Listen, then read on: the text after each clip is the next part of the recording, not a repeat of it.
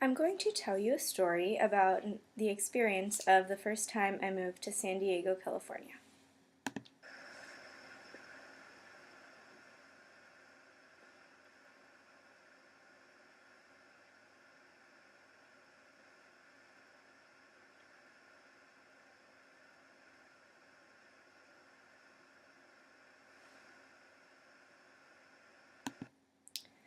I lived in a house with a group of my friends, and that fall, it was 1973.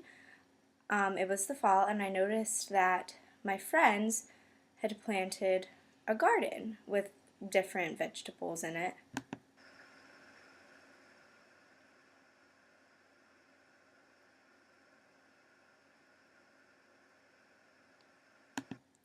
They planted a garden with mostly peppers in it, mostly jalapenos, but there were red, green, orange, and yellow peppers.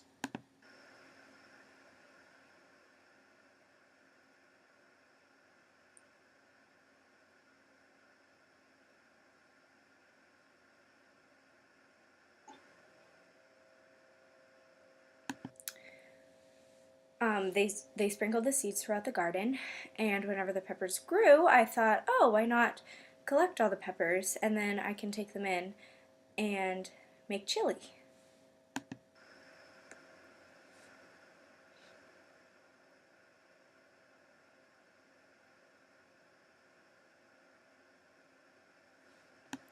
So I continued to collect the peppers, and I took them into my house and I washed them, and then I put them on a pan to dry.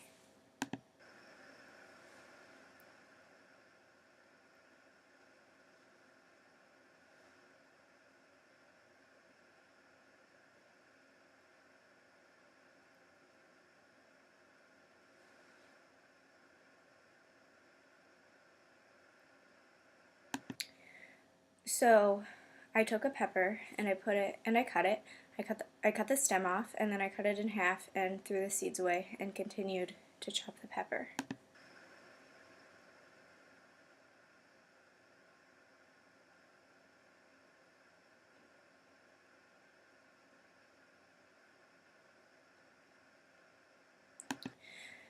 So I threw the seeds away and I put the peppers into a bowl, and then I looked at my hands and I noticed that they were starting to feel hot.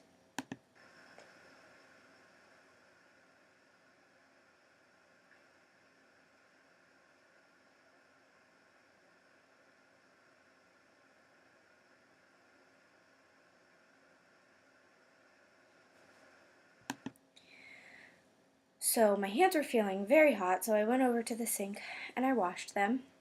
And then I walked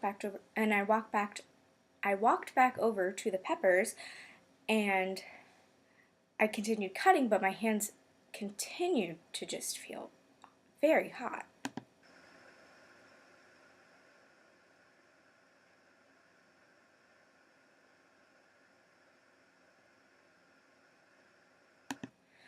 So I went over to the sink again and I washed them. I scrubbed and I scrubbed, and I put lotion on them, and then I dried them with a towel.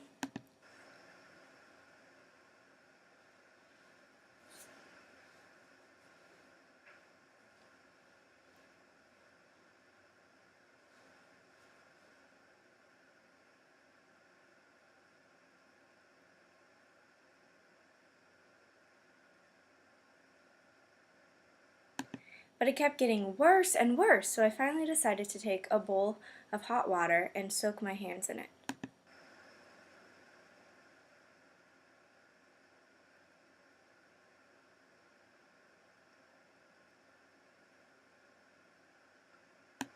So they were finally feeling better, and I had had my hands in the water for about an hour, so then I decided to take them out.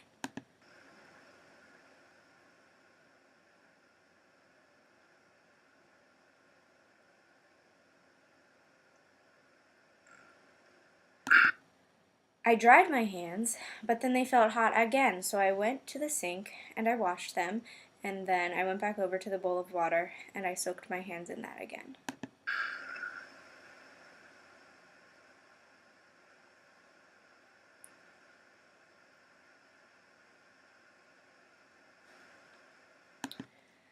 So my friend walked in and I explained that my hands were hot, and I said, "Well, you're from California and you know what to do. You've gardened peppers before."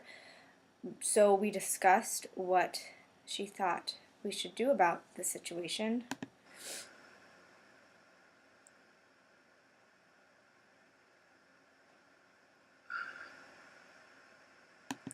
So I asked her if she minded calling urgent care to ask a doctor what I should do. So she called.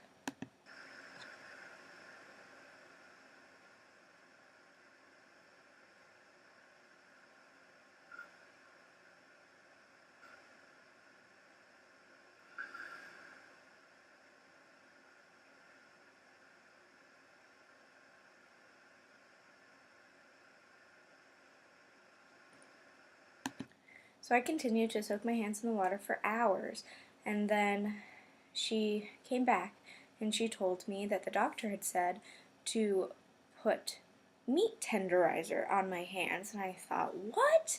That's such a strange idea, meat tenderizer. I've never heard of that. So I put meat tenderizer on my hands.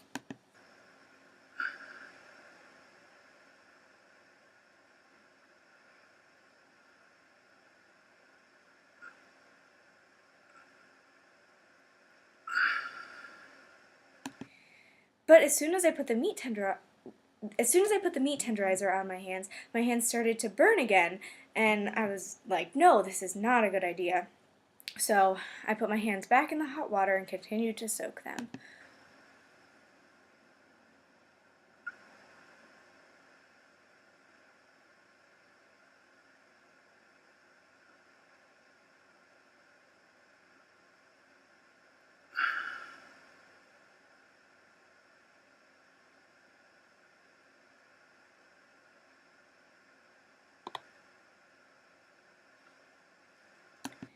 So it had been about 5 hours, and I was tired of sitting with my hands in this bowl all day.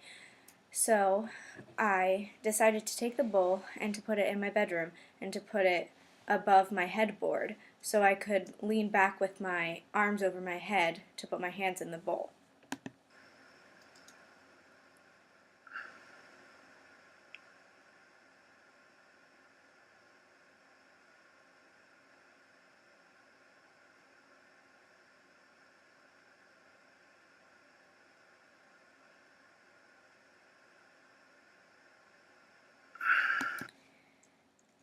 So my hands got all pruny and wrinkly, and I fell asleep. So then I woke up around 12:30, 1 o'clock, and I looked at my hands, and they had become very, very moist and wet. And I pulled my hands out of the bowl, but then they started to burn again, so I immediately stuck them back in the bowl of water.